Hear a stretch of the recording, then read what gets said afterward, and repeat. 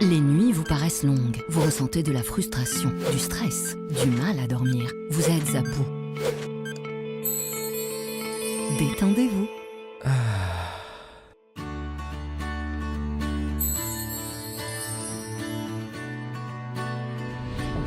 Réduction du temps d'endormissement, diminution des réveils nocturnes, relaxation. Une bonne nuit, ce n'est plus un rêve. Ce produit est un complément alimentaire sans dépendance disponible en pharmacie. N'hésitez pas à demander conseil à votre pharmacien. Mérinal, notre priorité, la qualité.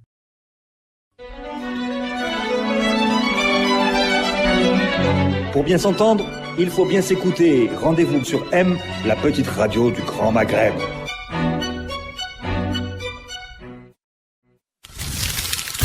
Radio M, le café presse politique.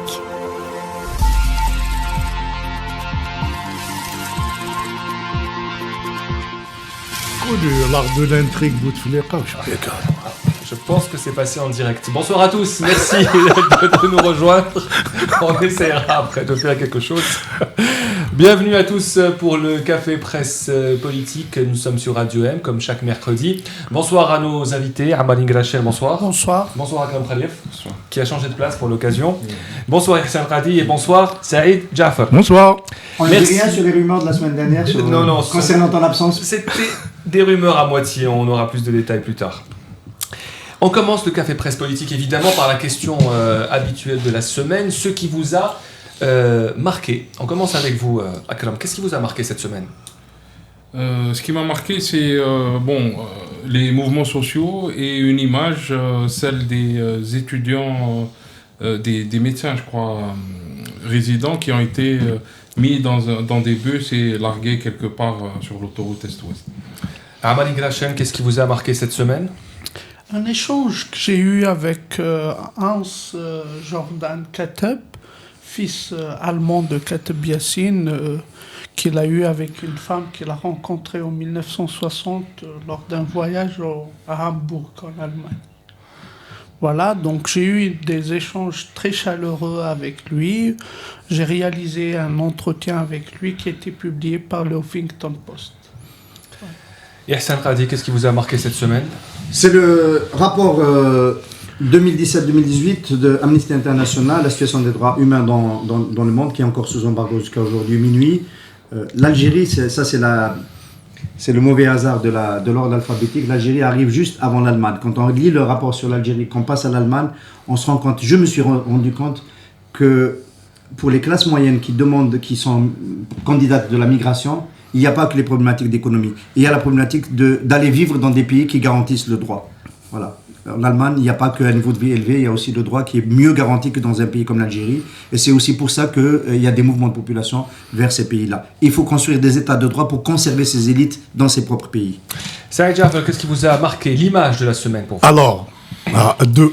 La première, c'est Ould Abbas qui dit à Tlemcen que les Moudjahidines du FLN sont la plupart venus de Tlemcen. C'était choquant, vraiment choquant. Et ce qui a effacé ça, l'a rendu comme vraiment négligeable, c'est l'accueil chaleureux réservé à Jamila Bouaïred en Égypte par les Égyptiens. C'était remarquable. Eh bien, et ça rassurait sur les gens que les gens ont de la mémoire en Égypte, mais aussi en Algérie, monsieur Ould Abbas. Non, vous n'auriez pas dû me voler mon image de la semaine, en fait. Non, c'est bien. Parce que c'est celle-là, c'est Jamila Bouaïred, qui est à bord d'un vol de Égyptaire, et c'est le commandant en personne qui vient la saluer avec un bouquet de roses. Et avec un hommage qui lui a rendu au festival d'Assouan pour une journée qui portait son nom, la journée Jamila Bouaïred, méconnue beaucoup par les nouvelles générations. Ça nous change de Ould Abbas. Voilà pour les images de la semaine. Vous parlez quand même d'un ancien condamné à mort, si on est bien d'accord. J'ai rien à dire sur ça. Et on commence donc le Café Presse Politique par la politique. Et les mouvements sociaux qui se poursuivent dans notre pays, qui concernent beaucoup de secteurs. On va parler du rapport entre la politique et ces mouvements sociaux, mais on va commencer par se poser une question. et elle va certainement nous intéresser tous. C'est est-ce que les mouvements sociaux aujourd'hui peuvent avoir un rôle dans la chute du gouvernement de Ahmed Ouyahia, parce qu'on en parle déjà depuis quelques semaines de la chute de ce gouvernement ou de celui du Premier ministre. Il a fait part de beaucoup de fermeté, notamment beaucoup de membres de son gouvernement comme la ministre de l'Éducation. Est-ce que les mouvements sociaux peuvent avoir la tête du Premier ministre ? Saïd. Enfin, est-ce que vraiment fermeté et brutalité, c'est la même chose ? Un gouvernement peut être ferme, mais un gouvernement qui menace, qui insulte les médecins, en leur disant l'État vous a enseigné, comme si ces médecins c'était pas leur État. En fait, c'est ça dans l'esprit de Yahya, c'est que l'État c'est lui, les médecins c'est des gens exclus de l'extérieur, et c'est l'État qui leur a enseigné. On est vraiment dans une folie. Le régime algérien fabrique de plus en plus de gens qui sont dans une bulle. Au lieu d'aller discuter, parce que les médecins ont des choses sérieuses à dire. Au lieu de les écouter, on développe des discours absurdes, répressifs, qui sont passés de mode, et qui rappellent, en fin de compte, un peu ce qui s'est passé avant octobre 88. On criminalise d'emblée dans le discours les adversaires présumés pour aller après dans des trucs horribles de torture, de ce qui s'est passé en octobre 88. On l'oublie pas, voilà. Moi, je pense qu'il y a une démarche au cas par cas dans le gouvernement. Il y a autant il n'y a pas une démarche de fermeté et une démarche généralisée de fermeté. Par exemple, quand on prend les propos de Bedoui, Nourdine Bedoui, ministre de l'Intérieur, sur les médecins, il a eu un discours très avenant. Au point où certains parlent d'une orientation Bedoui opposée à l'orientation Ouyahia. Donc, moi je pense que c'est en fonction. Ben Rebrit a utilisé la fermeté dans son secteur.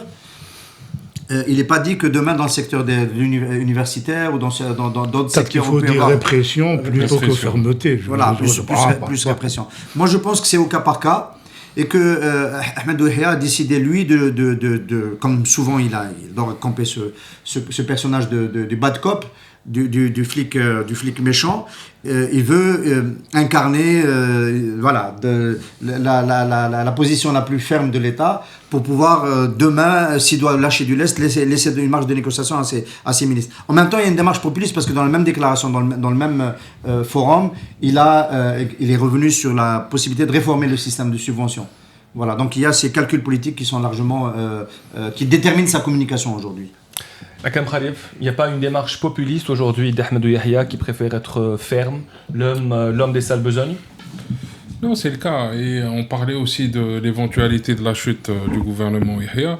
Je pense que du moment où on en parle, c'est qu'elle est possible, c'est qu'elle est même probable. Donc, encore une fois, le pouvoir va jouer sur ça et gagner du temps sur ça. Donc, essayer d'animer la scène politique, d'animer la scène sociale autour de cette problématique de Ouyahia partira pas, comme étant un élément central dans l'agenda politique algérien, alors que ce n'est pas du tout un événement important ou un élément central. Il pourra être remplacé comme il a été déjà remplacé à maintes reprises et ça ne changera rien. Mais effectivement, il y a beaucoup de populisme à l'intérieur du gouvernement Ouyahia et il y a surtout cette continuelle et habituelle ce continuel et habituel besoin de créer des clivages. Donc la dichotomie, c'est des méchants, c'est des opposants, ils sont manipulés contre non, c'est le peuple, etc. Donc, alors qu'on trouverait bien en panne de trouver une force politique capable actuellement de créer un mouvement comme celui des médecins. Les forces politiques en Algérie sont dans un état de faiblesse, quelle qu'elle soit, de droite, de gauche, islamique, sont dans un état de faiblesse tel qu'elles ne sont pas en mesure de créer des mouvements sociaux de type qu'on a avec les médecins et les enseignants. Donc c'est de la fumisterie de chercher derrière tout ça s'il y a un complot ourdi. Non, ce sont des gens qui posent pose de vrais problèmes sérieux auxquels le gouvernement n'arrive pas à apporter de bonnes réponses. D'un mot, Ahmed Yahya a pris un gros risque sur le caractère obligatoire ou pas du service civil. Il a dit que si on le supprimait, il allait y avoir une désertification des déserts médicaux. J'ai reçu dans la semaine un des représentants du mouvement, Yassine Belhi, qui dit qu'on n'arrêtera pas si le caractère obligatoire n'est pas enlevé. Et donc, il y a un vrai bras de fer qui va se jouer jusqu'au bout. Et moi, je prends le pari que c'est Yahya qui va le perdre. Est-ce que les mouvements sociaux peuvent faire tomber le gouvernement? Je pense que oui. Sauf que la tombée du gouvernement ne veut rien dire d'autre que le départ d'un personnel pour être remplacé par un autre. Le paradigme étant toujours le même. Les différents gouvernements qui se sont succédés depuis 1999, à mon avis, ils sont pratiquement dans les mêmes logiques. Donc le départ de Yahya ne veut absolument rien dire. Mais ce qu'il y a lieu de dire, c'est qu'entre les mouvements sociaux, les syndicats, etc., et le gouvernement, ou l'État, si vous voulez, il y a une sorte d'accord tacite.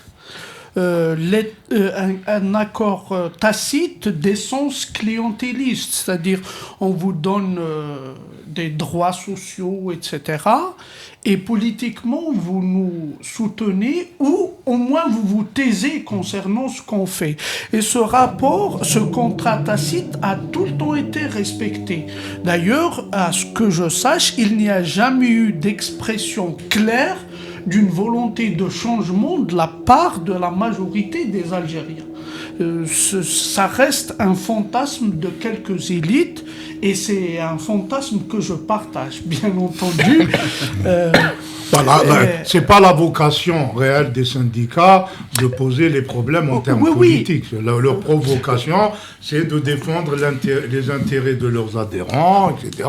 Ils peuvent éventuellement avoir un avis politique sur la politique qui est menée dans leur secteur, mais c'est pas franchement leur vocation. Donc ils sont pas réellement dans un rapport clientéliste.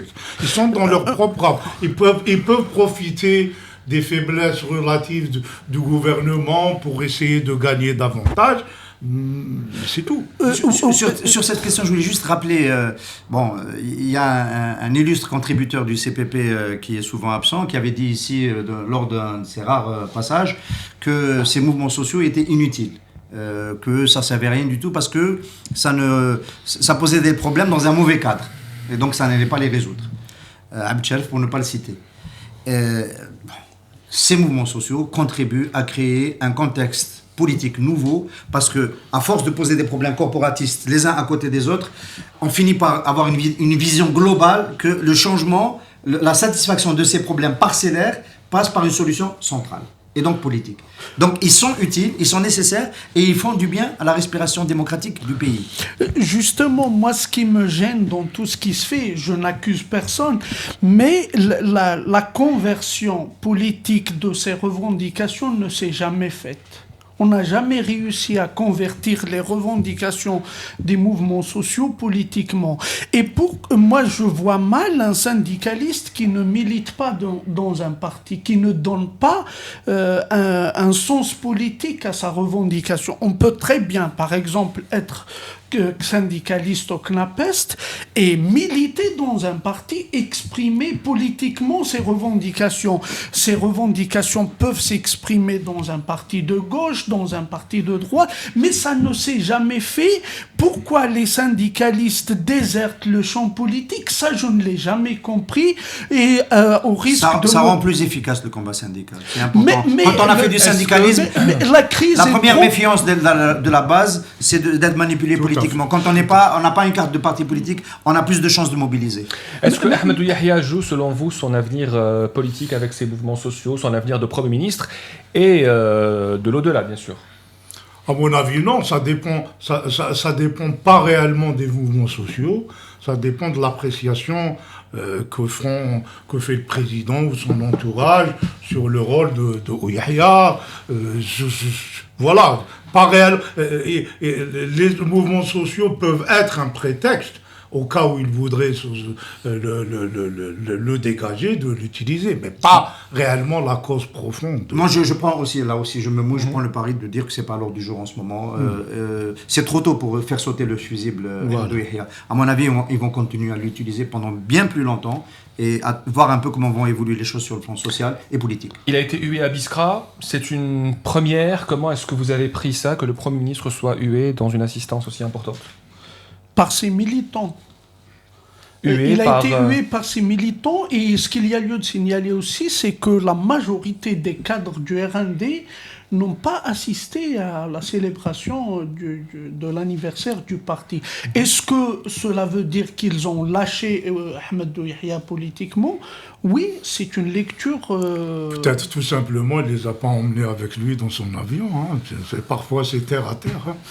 Peut-être, mais pour d'autres raisons. Il y a une lecture politique. On peut faire une lecture pour embêter Akram Kharif pour dire que le mouvement des résidents est plus puissant que le mouvement des retraités de l'ANP. En tout cas, il est beaucoup plus efficace. Ouais, beaucoup Il est plus, beaucoup plus beaucoup efficace. plus En médiatisé fait, aussi. on leur doit quand même. Les premiers à avoir cassé l'interdiction de manifester à Alger, c'était les deuxièmes. policiers. Attendez, c'était les retraités de l'armée quand en même les 2013. policiers. C'était Puis les les policiers policiers. en 2014. Voilà. Et aujourd'hui, c'est les médecins résidents qui ont d'ailleurs mis en rage aussi les policiers. Hein. C'était les étudiants en 2011. Oui, c'était trop.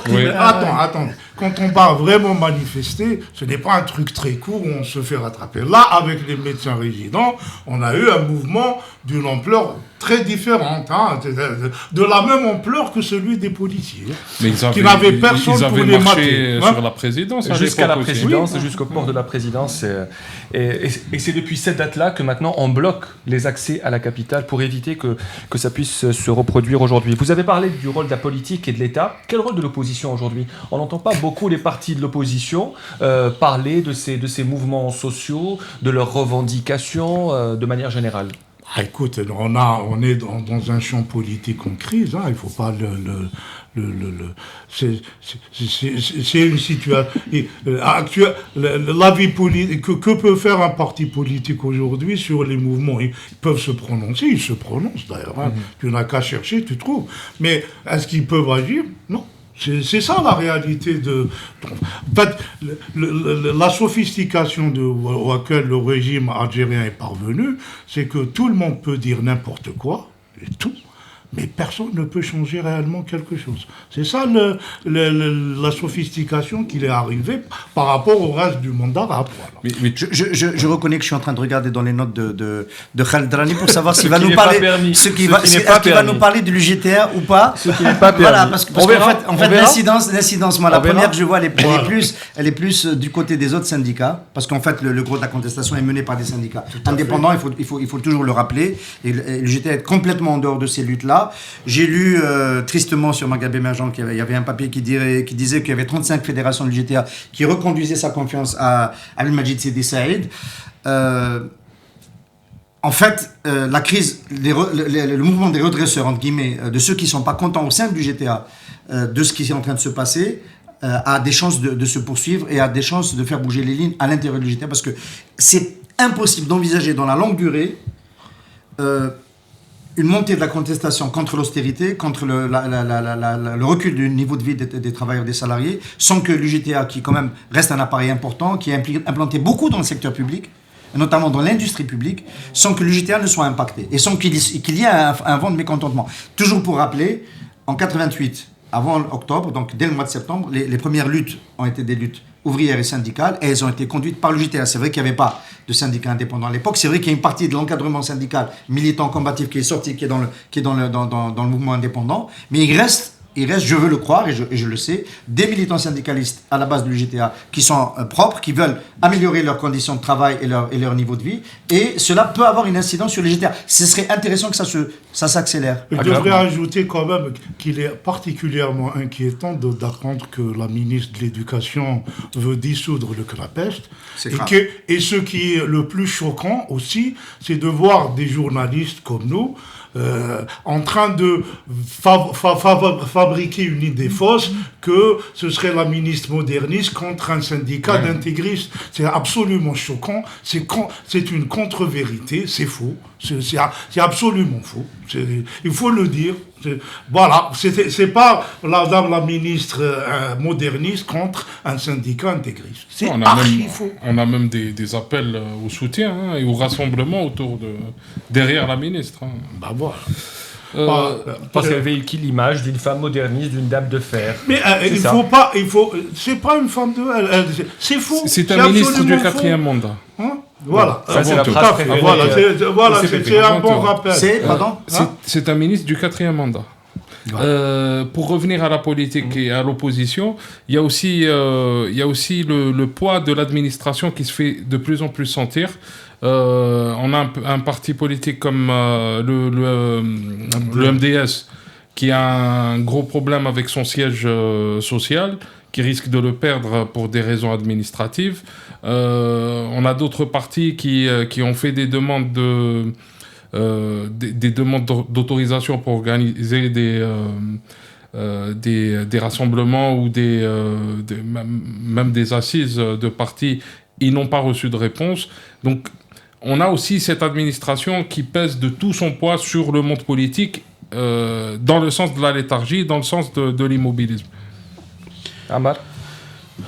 Moi, je suis pas du tout optimiste quant à ce qui se fait. Les syndicats posent des problèmes très corporatistes qui ne peuvent pas avoir un grand impact sur le fonctionnement de la société, de l'État, etc. Donc, je peux admettre que ces revendications soient légitimes, c'est normal, mais pas plus. Pour moi, il y a des mouvements sociaux qui revendiquent des droits tout à fait basiques.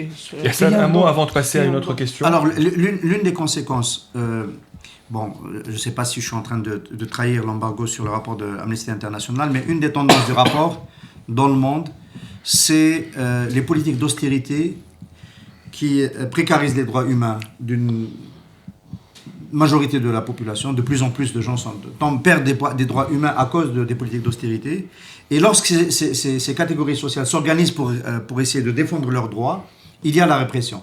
Le lien entre ce que tu décris comme étant basiquement corporatiste et l'étage politique, souvent ça passe par la réaction de la répression. C'est-à-dire quand on essaie de s'organiser pour défendre ses droits, on se rend compte que l'État est répressif. Il empêche les associations de se constituer, il empêche quand les associations et les syndicats sont constitués, il les empêche de s'exprimer, il les menace de leur retirer leur agrément, voilà, c'est le cadre par lequel ça passe le plus souvent. Voilà, c'est pour ça que moi je dis... encore une fois, il faut bien observer ces mouvements-là.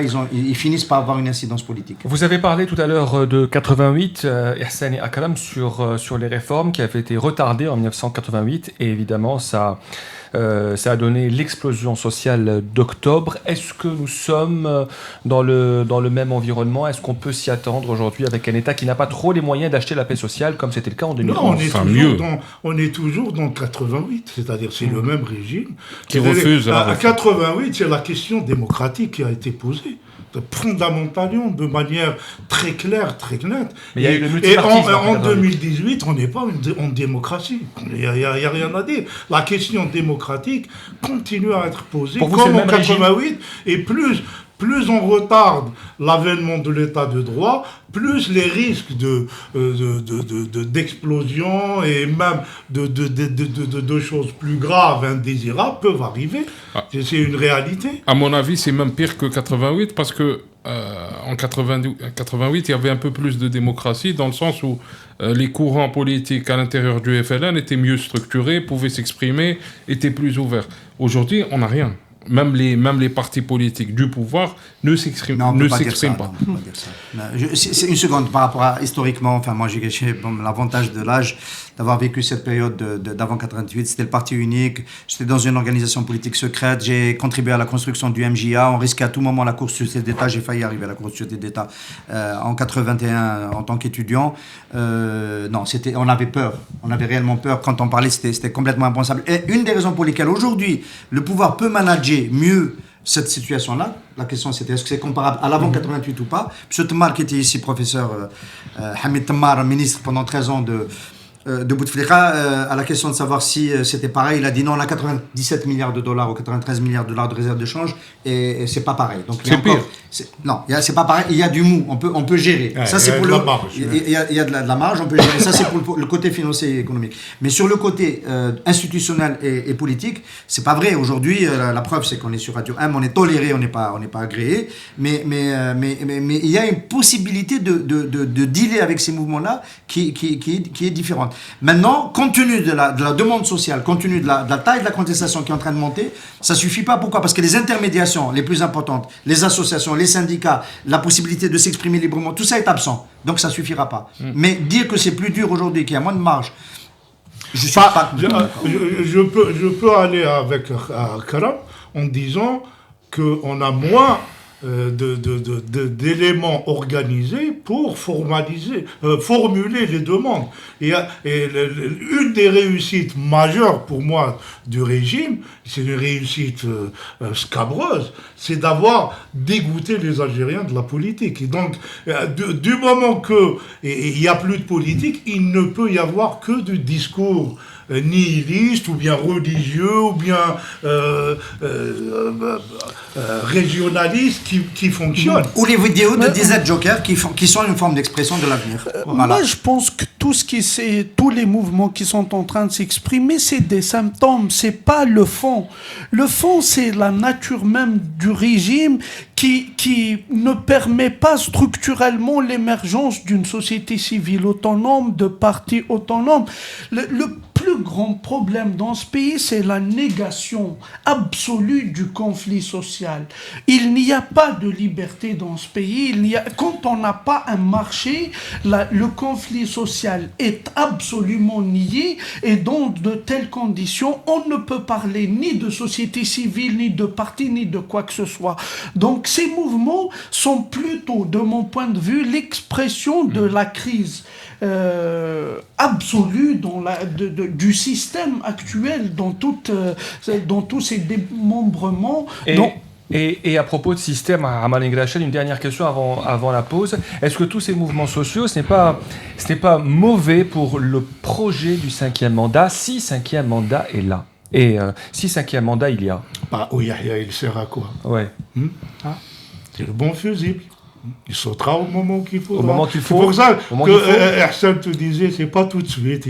On va l'user encore un peu plus jusqu'au moment où on estimera que ça y est. En fait, c'est mauvais. Il faut changer l'apparence. En fait, c'est mauvais d'être le Premier ministre de Bouteflika.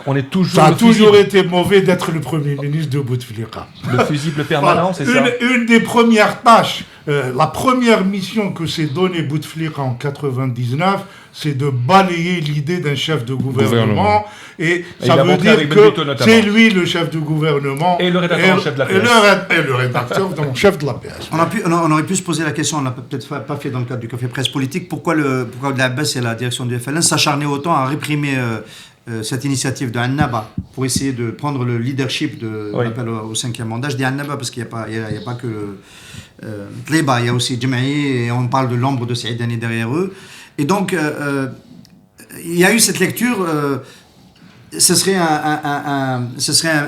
une torpille sous-marine du général Gaël Saleh qui veut pousser Bouteflika à se déclarer et débusquer le projet du 5e mandat. Donc, il utilise son canal politique pour que ça se dise et savoir quoi faire.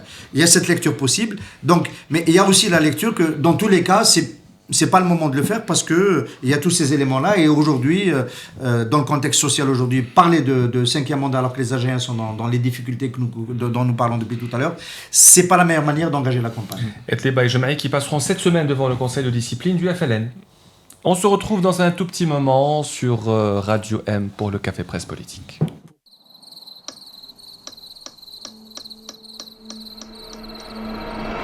Les nuits vous paraissent longues, vous ressentez de la frustration, du stress, du mal à dormir, vous êtes à bout. Détendez-vous.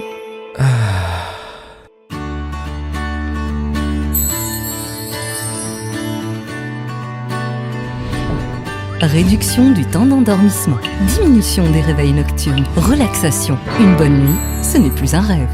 Ce produit est un complément alimentaire sans dépendance disponible en pharmacie. N'hésitez pas à demander conseil à votre pharmacien. Mérinal, notre priorité, la qualité.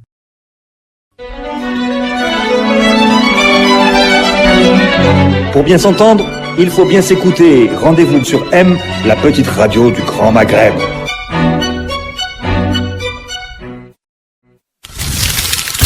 Radio M, le café presse politique.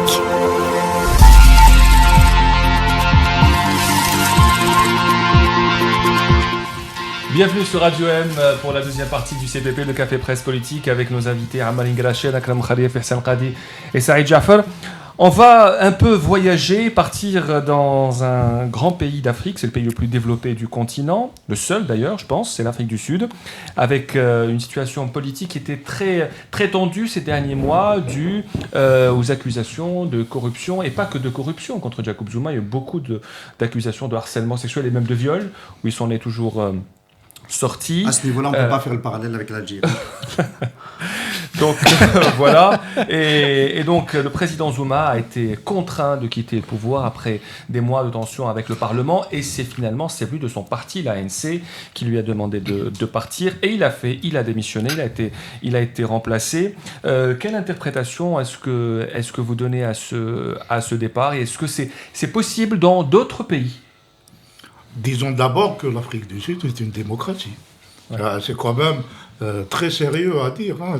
Même si l'ANC peut paraître comme une sorte de parti unique avec la majorité évidente qu'il a, c'est un parti qui gagne les élections démocratiquement. C'est un parti où il y a des gens qui sont sortis, qui ont créé une dissidence, qui se sont mis à gauche en reprochant à l'ANC d'avoir oublié les townships, hein, d'avoir constitué une classe bourgeoise qui s'est alliée à l'ancienne caste de l'apartheid. Mais sur le fond, le système démocratique en Afrique du Sud fonctionne.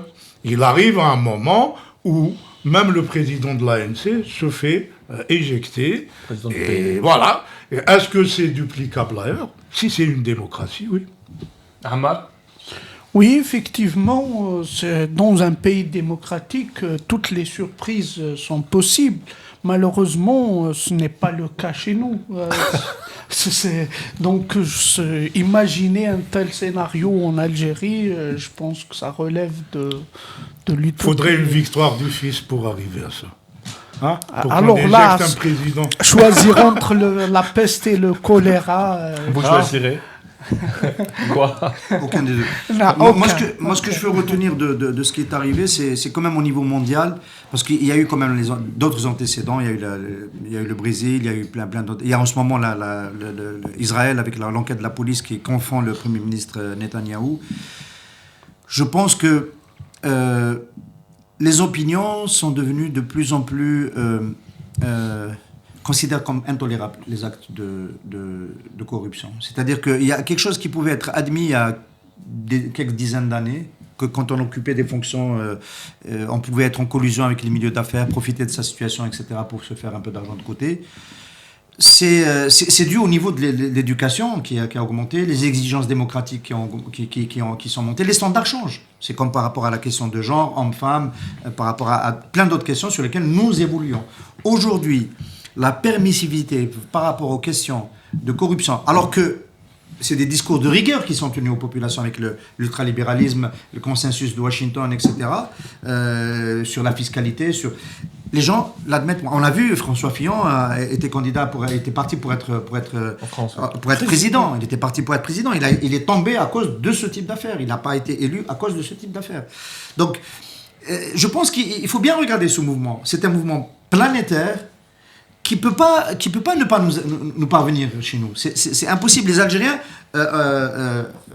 Saïd rappelait que 88, c'est la question de la démocratie qui avait été posée, et elle était corrélée beaucoup à la question de l'enrichissement illicite, les fameux 26 milliards de Abdelhamid Brahimi. Bon, le fils a surfé sur cette vague-là, etc. Il y a une demande d'équité, de justice des citoyens face à la capacité de s'enrichir, à l'égalité des chances. C'est quelque chose qui est en train de monter. Et ça nous arrivera. On va peut-être l'évoquer, ça nous arrivera peut-être d'autant plus vite d'autant plus vite que les dossiers chez nous sont volumineux. Je suis d'accord, mais sur le fond, pas tout à fait, parce que chez nous, les rapports entre les trois pouvoirs sont des rapports d'interallégeance. Ce n'est pas le cas dans un pays comme l'Afrique du Sud et l'Italie, par exemple. En Italie, la justice est structurellement indépendante et politiquement indépendante. C'est loin d'être le cas chez nous. Il y a des rapports d'interallégeance entre tous les pouvoirs. Ça m'étonnerait que ça arrive. Voilà. Les uns protègent les autres. Rappelez qu'en Afrique du Sud, Zuma a commencé à être condamné par la justice. Par la justice, et exactement. Que ce qui est arrivé après est une conséquence politique d'un traitement judiciaire indépendant, autonome, etc. Et c'est ça ce qui fait que la duplication de cette situation en Algérie me paraît improbable. On n'est pas dans la même situation, on n'a pas basculé, c'est-à-dire on n'est pas dans un état de droit qui permet que la justice puisse... et je tiens à rappeler, puisqu'on a parlé de l'affaire de Saipem, qu'elle est relancée en Italie, mais que chez nous, celui qui a dit que l'affaire est close, ce n'est pas la justice, c'est le Premier ministre. Oui.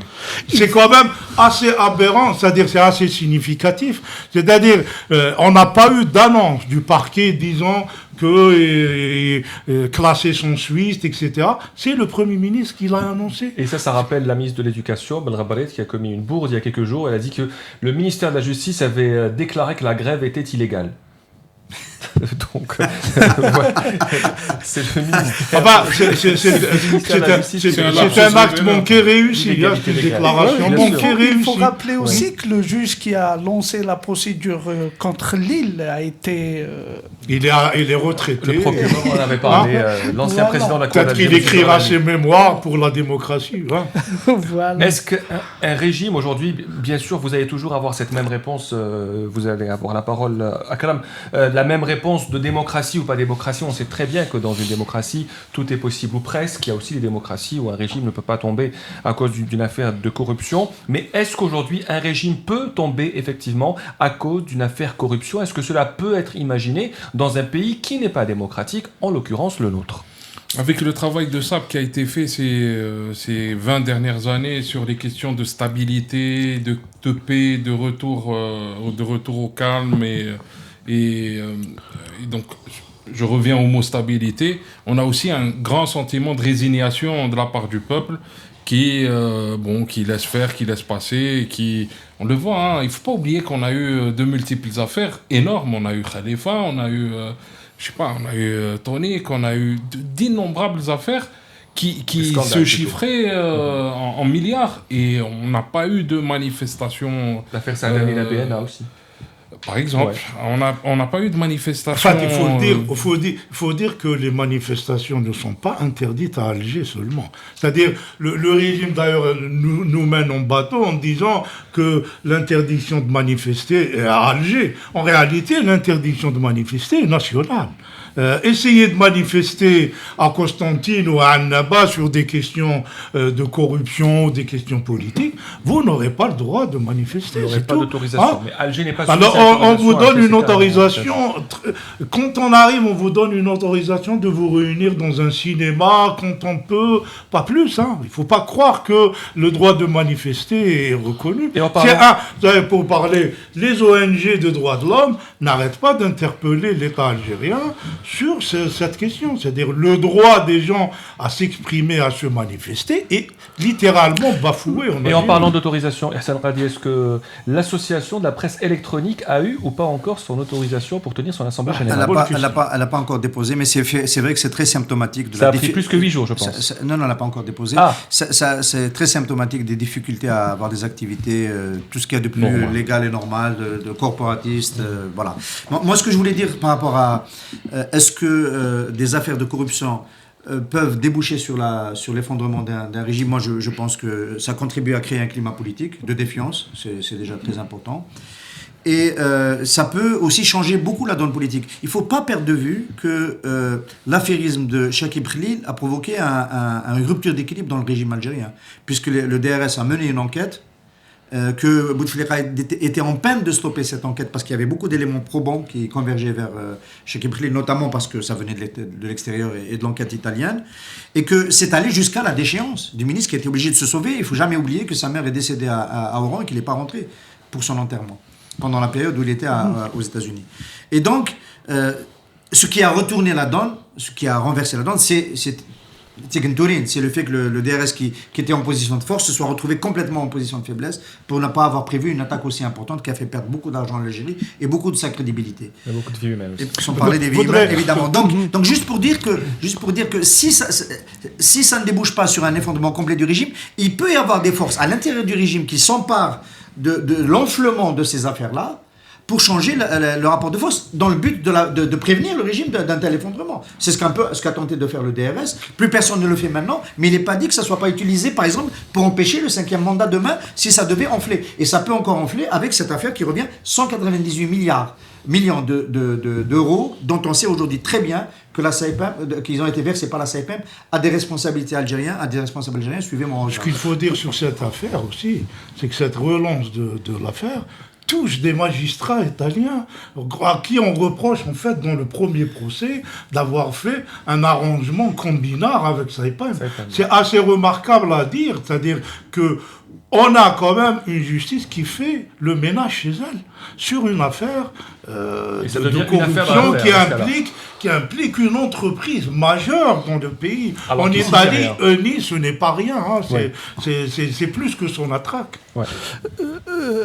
Hassan a parlé de l'opinion. Ces mouvements ne peuvent pas faire tomber le régime parce que la justice n'est pas indépendante et ne peut pas s'autosaisir et mener le travail. L'opinion non plus, parce que moi je pense que c'est pratiquement tous les corps de la société qui sont corrompus. C'est pas que certains responsables. La politique du logement du gouvernement algérien, c'est une forme de corruption. J'ai lu récemment une thèse sur le rapport entre la politique de logement et la dictature à Cuba. C'est très lié. Donner un appartement gratuitement au niveau d'Alger à un citoyen, c'est une forme de corruption. Subventionner à tort et à travers, c'est une forme de corruption. Tolérer le commerce informel, c'est une forme de corruption. Ne pas poursuivre fiscalement ceux qui ramassent des fortunes de différentes manières, c'est une forme de corruption. Il y a un silence, il y a une forme de consensus par le silence sur une opération gigantesque de pillage du pays. Et tout le monde, et pratiquement tout le monde a pris part à cette opération. Tu vas encore avoir de très jolis commentaires sur YouTube.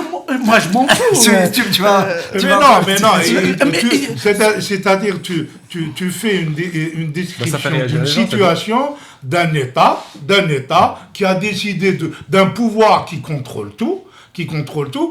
Un citoyen algérien d'Alger à qui tu donnes un logement, il va pas dire « moi je veux pas être corrompu, je veux pas me loger ». Il est dans l'immédiat, il a besoin de logement, il se loge.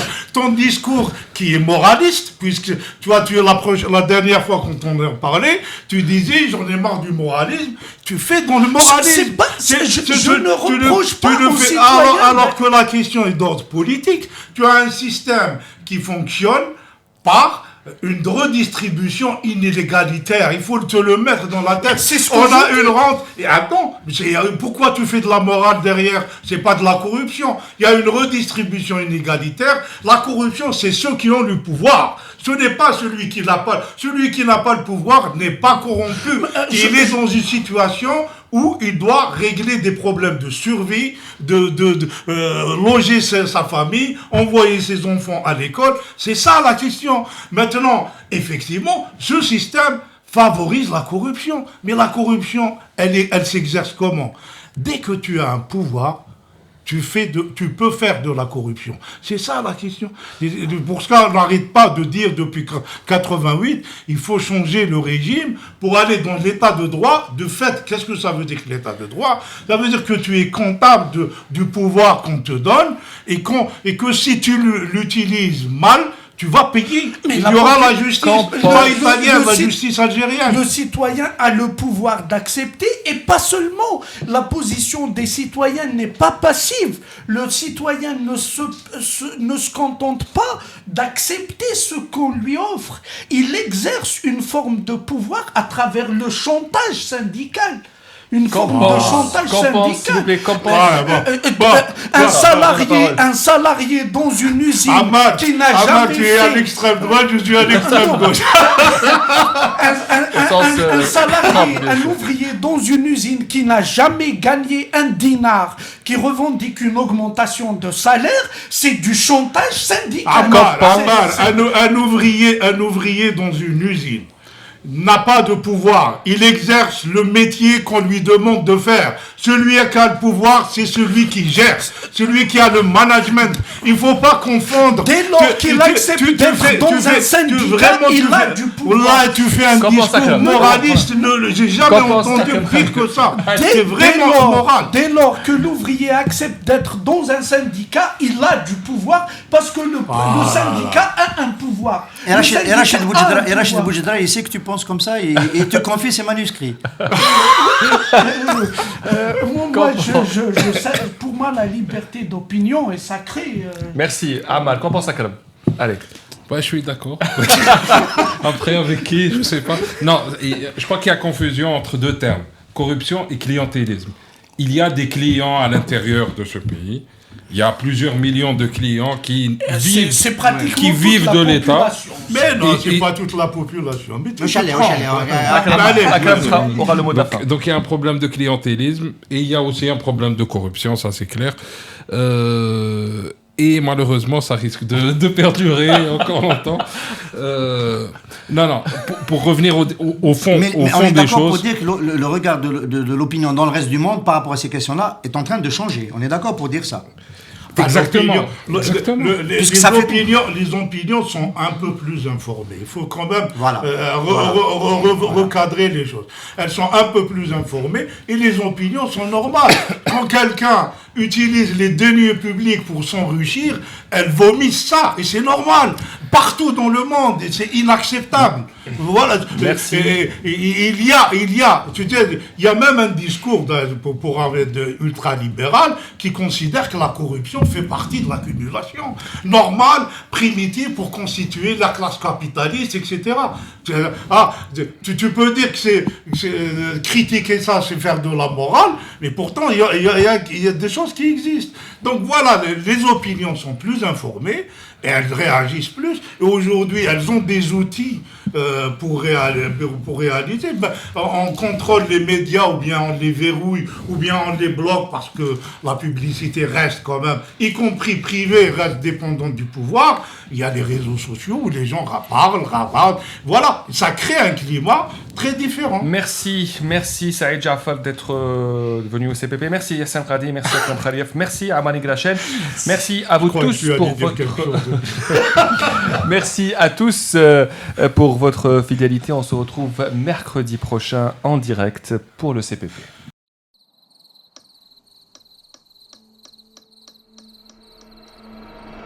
Les nuits vous paraissent longues, vous ressentez de la frustration, du stress, du mal à dormir, vous êtes à bout. Détendez-vous.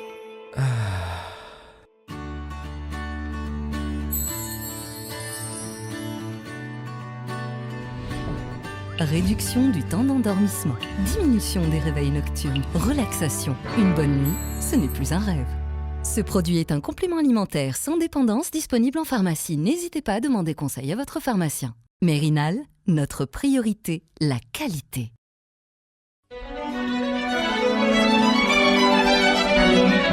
Pour bien s'entendre, il faut bien s'écouter. Rendez-vous sur M, la petite radio du Grand Maghreb.